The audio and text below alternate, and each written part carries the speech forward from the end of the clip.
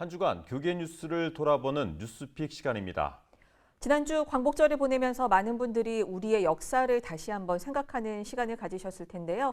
오늘의 뉴스픽은 대통령의 광복절 경축사부터 되짚어 보겠습니다. 기독교계 사회선교단체들이 중심이 된 기독교 시국행동이 이번 대통령의 광복절 경축사에 일침을 날렸습니다. 윤 대통령의 경축사에는 일본에 대한 어떤 비판도 역사적 반성 촉구도 없었다면서 역사 쿠데타라고 비판했습니다. 일제의 과거 만행을 제대로 언급하지 못하는 현 정부와는 달리 수년째 일본군 위안부 문제에 대해서 일본의 사죄를 촉구해온 교회도 있습니다.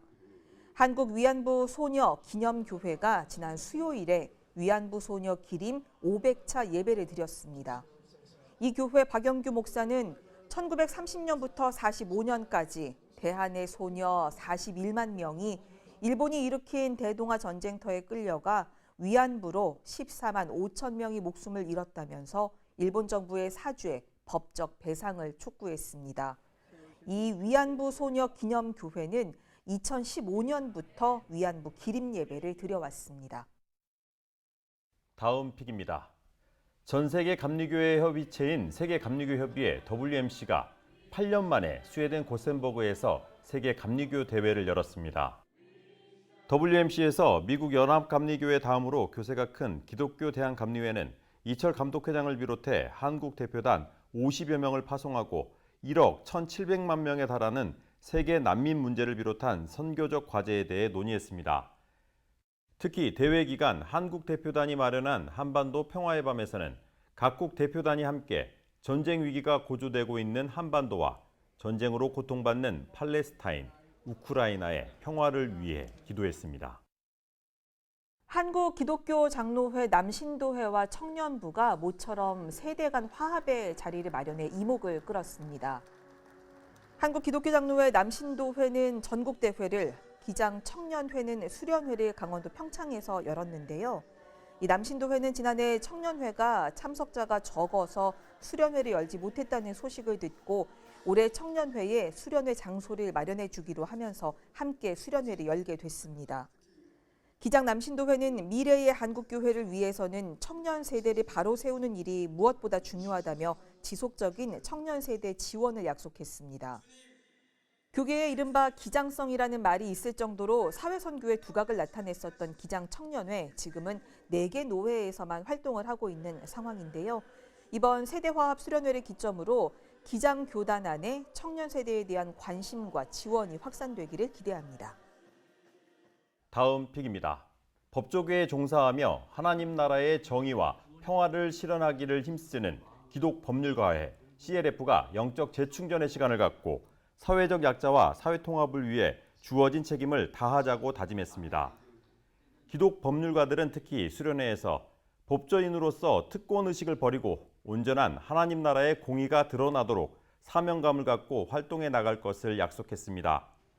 장애인이나 난민, 이주민 등 사회적 약자에 대한 법률 지원과 공익소송, 관련 입법운동을 펼쳐온 기독법률가회의 신앙 고백이 법조 카르텔이라는 부정적 인식이 팽배한 현실 속에서 우리 사회를 좀 더 정의롭게 만드는 빛과 소금의 역할을 할 수 있기를 기대합니다.